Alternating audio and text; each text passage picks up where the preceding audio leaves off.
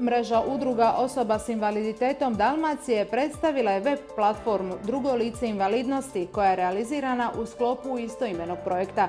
Uspostavljena web platforma za cilj ima unaprijediti mogućnosti zapošljavanja osoba s invaliditetom, motiviranjem poslodavaca za zapošljavanje i pružanje podrške osoba s invaliditetom na slobodnom tržištu rada.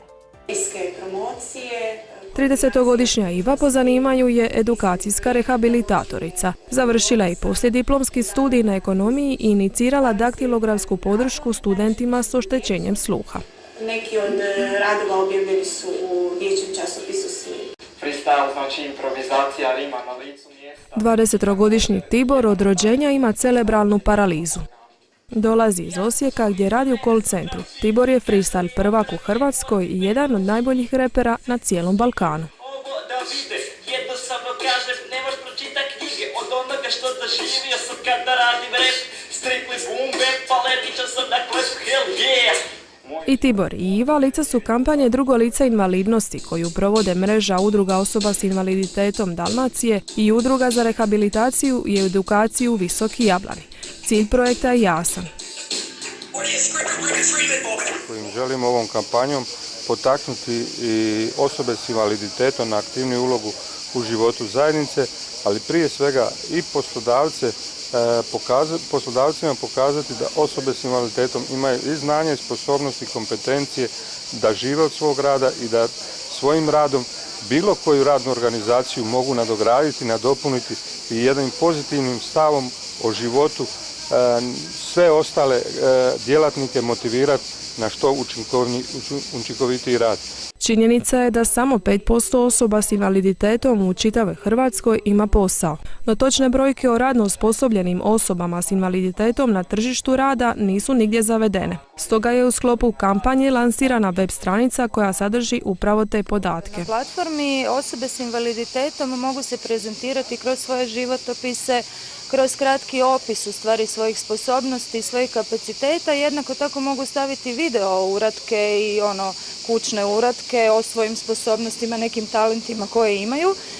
A poslodavci onda mogu na jednom mjestu naći sve njihove poslovne profile, vidjeti koje struke, ko ima kakve talente, ko je za šta osposobljen, vidjeti direktno kroz te filmiće njihovu funkcionalnost praktički, uvjeriti se tako da maknu one predrasude o invaliditetu.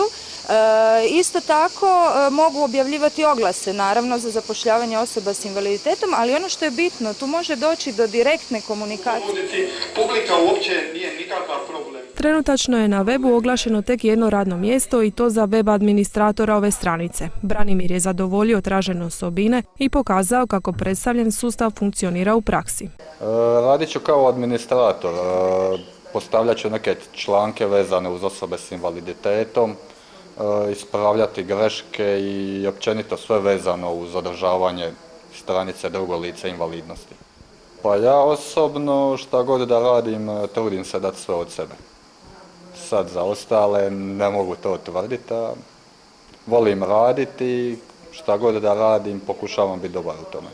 Projekt financira Europska unija, a podržava ga Zavod za zapošljavanje i Hrvatska udruga poslodavaca. A na konferenciji je istaknuto da zbog sustava vlada i inertnost kod osoba s invaliditetom kod traženja posla. Zadovoljavaju se tek s invalidninama. Isto tako nam je cilj kod obitelji osoba s invaliditetom stvoriti jedan odnos da se makne onaj prezastupnički odnos gdje se osobama s invaliditetom u neku ruku stavlja da nisu u mogućnosti raditi neke stvari.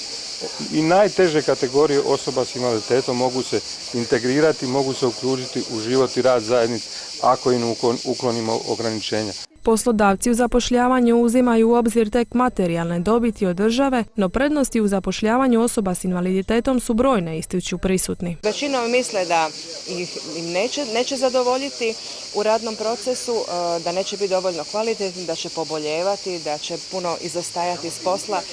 To je jedna zabluda, zato što osobe s invaliditetom ulažu mnogo veći napor i mnogo više entuzijazma nego uvjetno rečeno zdrave osobe i na taj način nadoknađuju možda neke svoje zdravstvene teškoće koje objektivno imaju.